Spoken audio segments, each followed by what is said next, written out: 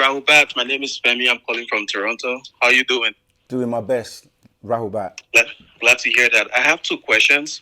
Sure. My first question is I'm currently reading The Man from Planet Risk. Mm-hmm. And I have a question about like one of the questions someone asked that wasn't really clear to me about like duplicates. And the master teacher actually used the word duplicate Yes. and clones as well. I'm trying to understand like what it actually means that like we all have clones. If that's the same as like having twins from like I don't know how to like phrase the question. Yeah. But yeah, I'm just trying to understand what he means by duplicate.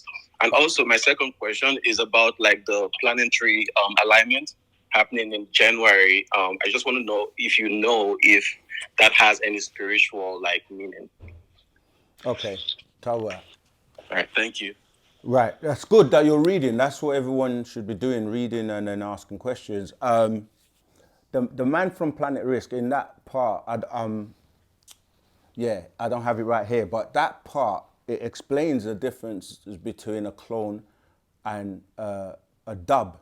That's where you get the word duplicate from. A dub, which is a dub is like you hear, like for those of us who know what a dub plate is, and twigging. He explains about twigging. So you can, like twins, you can have identical twins, and what's the other twins you can have? Yeah, but there's a name for it. Simon, it came and it went, but yeah. So with the dub, it's a duplicate. That's what it's really referring to. So depending on, like, when you're cloning, what does it say? Fraternal. That's it. Like you can, in order to have the exact same copy of something, you would have to be in the exact same conditions, environment, and everything. You see, so that's what a dub or a duplicate would be. Because when you clone, if it's not done in the exact same environment, like this is why project management they say like project in a controlled environment. So if you're carrying out an experiment or a project, you need to make sure that to be able to replicate or reproduce that result again, the conditions have to be right.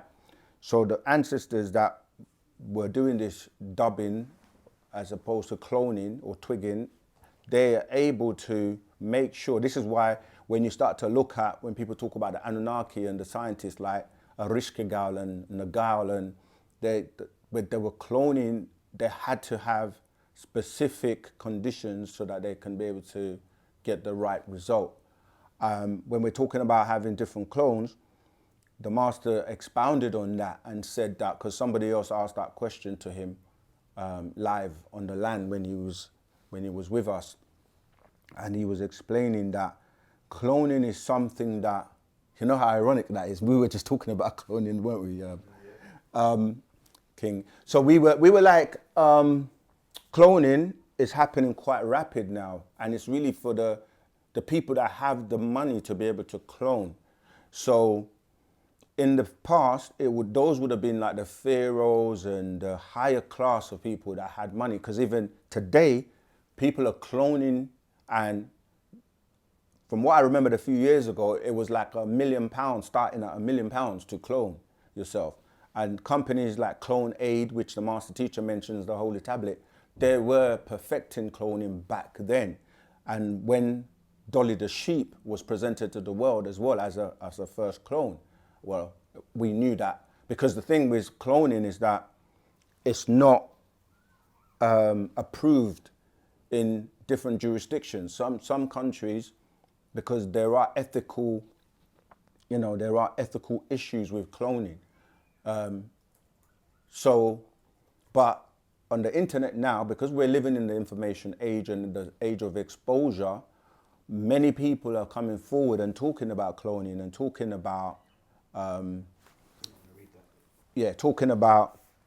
FDA. That's what I was saying about approved. You have to be approved. So it says here that the FDA approves use of cloned animals for food, for example. So do some research on, cloning, and look into Clone Aid, because the different countries there will have different rules. So people can clone meat, clone anything really, but is it allowed? Because imagine And this is where it's actually also interesting, because with the advent of AI now, they're able to replicate, you're hearing people replicating artists, making music that sounds exactly like the artist.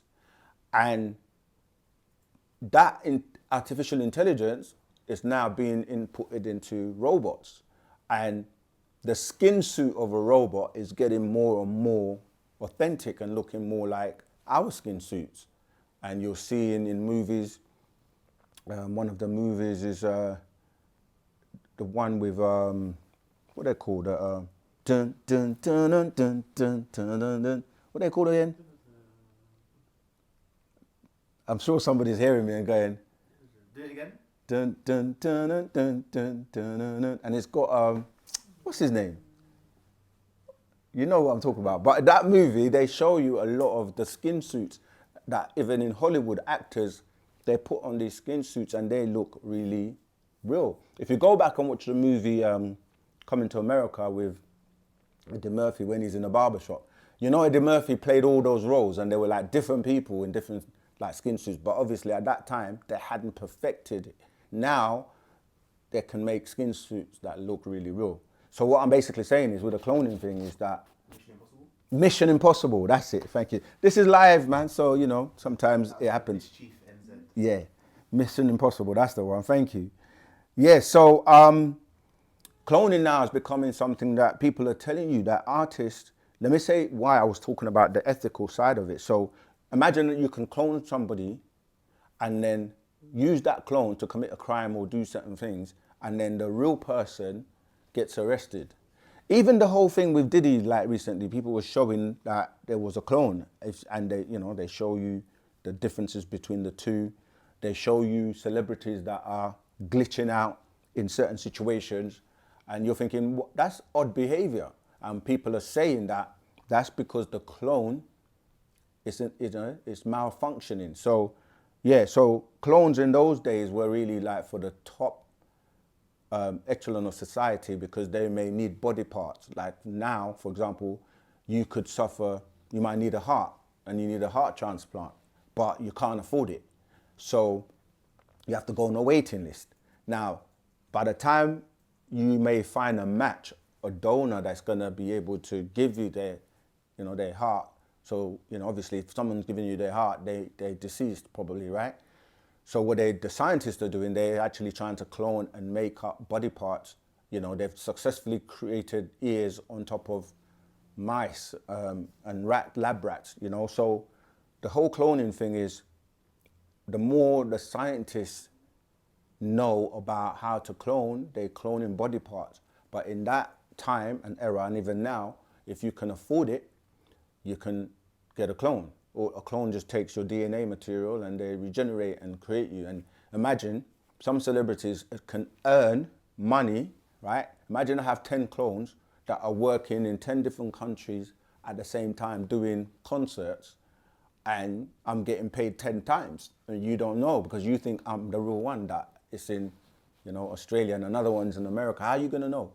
You see, there are things that are ethical that they're still trying to work out. So, yeah, we can have clones, and the Man from Planet Risk book is really talking about, those beings that were able to afford it and clone and keep being. So when they needed a liver, the only thing that they had problems with, as the master explained to us, is the brain, because the brain is such a complex part of you that, the cryogenics, they can't preserve the brain. Like cryogenics is when you freeze something and leave it, and then you can bring it back alive or use it. Like IVF, these are things that they utilize, cells, stem cells. So yeah, so that's what it's talking about in terms of a dub is a duplicate and a clone is different, because it doesn't have to be in the exact same environment and condition, all right?